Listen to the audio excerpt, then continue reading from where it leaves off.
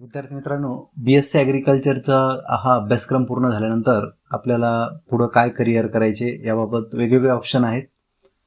बरेच विद्यार्थ्यांचं असं एक असतं की आपल्याला महाराष्ट्र लोकसेवा आयोग जो आहे, ज्याला आपण महाराष्ट्र पब्लिक सर्व्हिस कमिशन आणि स्पेशली ॲग्री करता, तर BSc ॲग्रिकल्चर करता जे MPSCच्या एक्झामिनेशन होत असतात, तर याची तयारी आपण कुठंतरी आतापासूनच केली पाहिजे, जेणेकरून आपल्याला पुढं जास्त अडचणी येणार नाही आणि सहजरित्या आपल्याला कुठलाही जॉब मिळून जाईल किंवा नोकरी मिळून जाईल.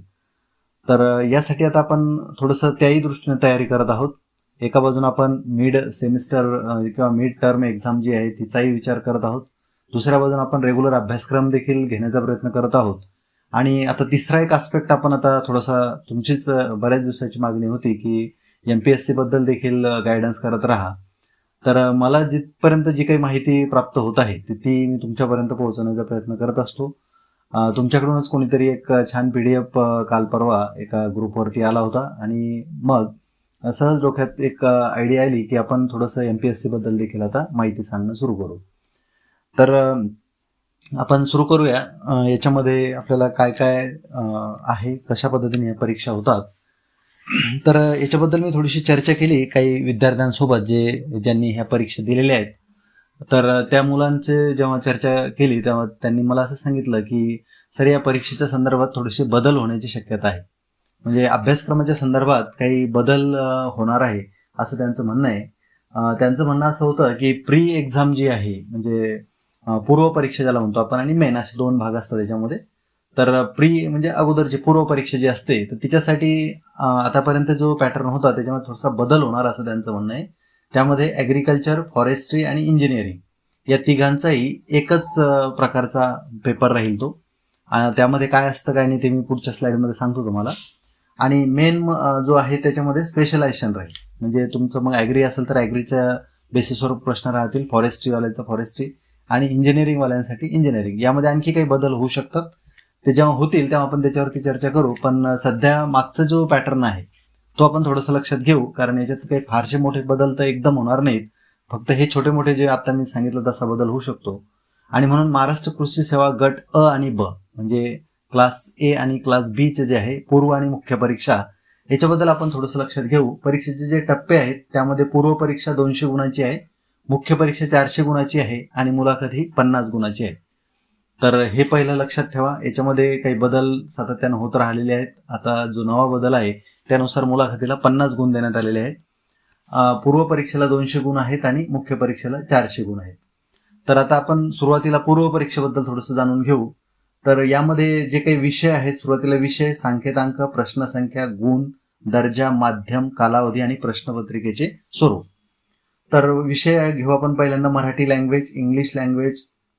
या दोनलाही 15-15 प्रश्न याच्यावरती विचारले जातील आणि गुण त्याला 30-30 आहे.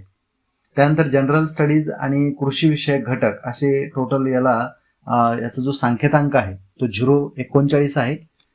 जनरल सायन्स जे आहे, सामान्य अध्ययन म्हणतो आपण त्याला, किंवा जनरल नॉलेज म्हणू आपण, जनरल स्टडीज, 45 प्रश्न असतात त्याच्यावरती आणि त्याला 90 गुण आहेत. म्हणजे प्रत्येक प्रश्नाला 2 गुण आहेत.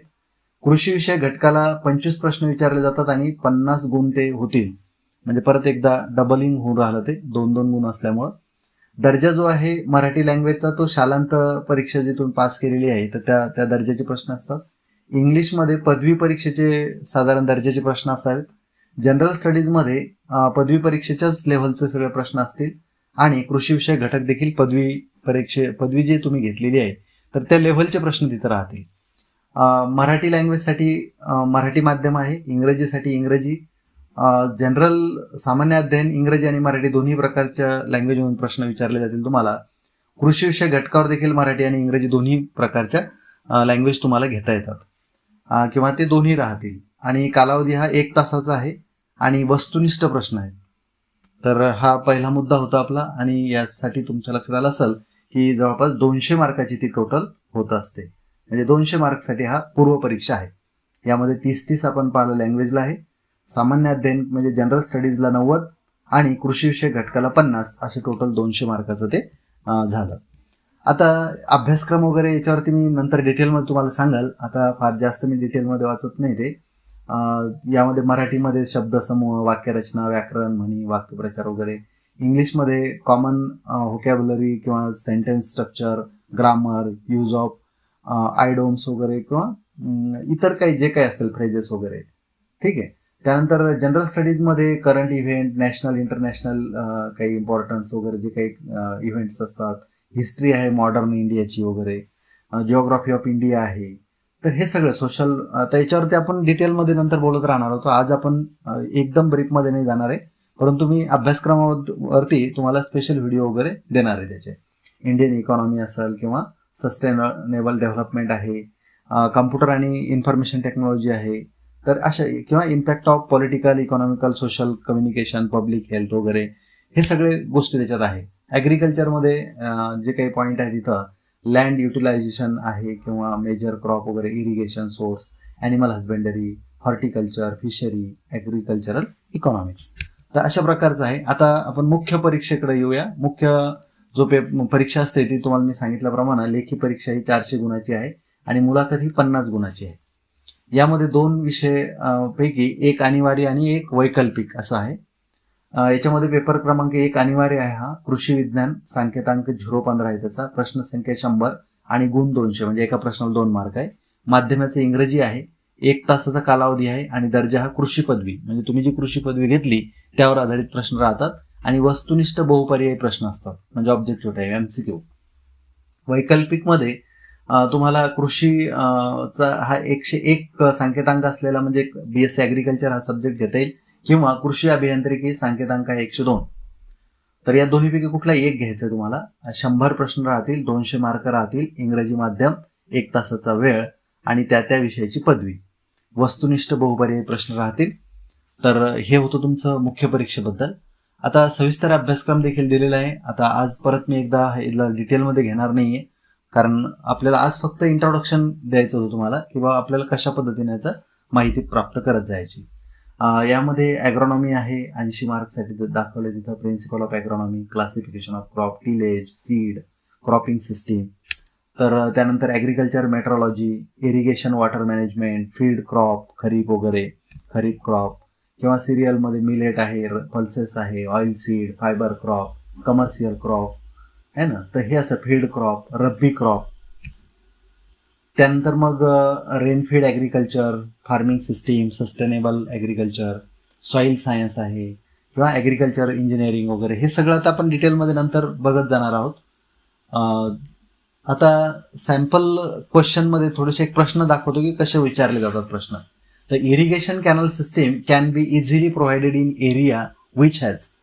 त्याचं उत्तर करेक्ट आन्सर आहे ड्राय प्लेन, म्हणजे हे त्याचं आन्सर आहे. तर मी प्रश्नाने उत्तर जाणीवपूर्वक याच्याकरता घेतले की तुम्हाला थोडं प्रश्नाची आयडिया देखील आली पाहिजे. अशा प्रकारचे प्रश्न विचारले जातात. Terrace is practised mostly. तर याचं उत्तर 2 आहे, ऑन स्लोप ऑफ माउंटन. असे खूप सारे प्रश्न आपण घेत जाणार आहोत. Monosomic organism can best be represented as. तर याचं उत्तर ह्या 1 मध्ये दिलेलं आहे, तर ते उत्तर आहे त्याचं. त्यानंतर irrigation canal system can be easily provided in an area which has. तर 3 नंबरचं उत्तर आहे ड्राय प्लेनमध्ये. त्यानंतर टेरेस हे आपण बघितलं प्रश्नाचं उत्तर. Terrace is practice mostly. 2 नंबरचा प्रश्न स्लोप ऑफ माउंटन. तर हे उत्तर आहे त्याचं, स्लोप ऑफ माउंटन. त्यानंतर green revolution is concept connected with. तर याचं 3 नंबरचं आहे discovery of high yielding varieties specially in food grain. आपल्याला माहिती आहे की फूड ग्रेनच्या संदर्भातलं आहे त्या. Canal irrigation is largely carried out on. तर हे कुठं केलं गेलं माहिती आहे का? कॅनल इरिगेशन आंध्र प्रदेशमध्ये, AP. त्यानंतर biological control agent of soil borne plant pathogen act by. तर याचं उत्तर त्यांनी 4 दिलं, any of the above way.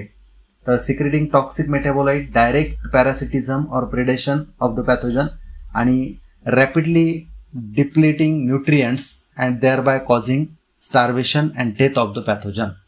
तर बायोलॉजिकल कंट्रोल कशा पद्धतीने होतात हे पॅथोजनच्या बाबतीत, ती ॲक्ट कशी आहे तर ती सांगितली. तर हे 3ही वरचे जे आहेत ते असल्यामुळं all, any or all the above, म्हणजे तुम्ही कुठली एक पण म्हणू शकता आणि सगळं म्हणून उत्तर क्रमांक 4 बरोबर आहे त्याच्यामध्ये. PDF जो आहे याच्या संदर्भातला तो मला मी डिस्क्रिप्शन बॉक्समध्ये देऊन देईल. ओल्ड सिलेबसच्या संदर्भात, म्हणजे ओल्ड म्हणजे आता हे मागचं आहे, याच्यामध्ये काही चेंजेसच्या शक्यता आहेत. आणि म्हणून ज्यावेळेस नवीन आणखी काही इन्फॉर्मेशन येतील आणि याबद्दल आणखी आपण आता सिलेबस असेल किंवा सिलेबसच्या सोबतच आपण प्रश्न उत्तर वगैरे घेत राहणार आहोत, कारण तो कॉमन असणार आहे. आणि म्हणून वेगवेगळ्या विषयाचे प्रश्न कसे, मराठी इंग्रजीतले प्रश्न कसे विचारले जातात किंवा आपल्या सब्जेक्टचे प्रश्न कसे विचारले जातात यावर आपण डिस्कशन करत राहू. तर आता या ठिकाणी थांबतो आणि नेक्स्ट व्हिडिओ घेऊन नंतर येईलच. धन्यवाद.